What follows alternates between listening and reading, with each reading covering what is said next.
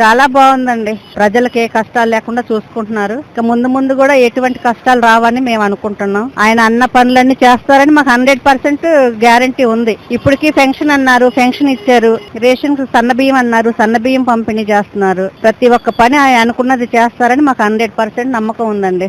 Comparison అంటే ఏమి లేదు. అసలు ఏది దేని గురించి ఒక యూత్ జాబుల గురించి పట్టించుకోవడం గాని, మరి పరిపాలన గాని, పోలవరం గురించి గాని, దేని గురించి కూడా ఆయన పట్టించుకున్నది లేదు.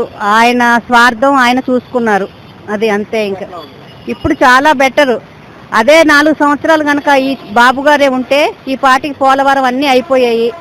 ఒక అమరావతి అనేది ఈ పాటికి ఒక లెవెల్లో ఉండేది. 100% పరిశ్రమలు అనేది వెనకబడిపోవడం అంటూ లేదండి.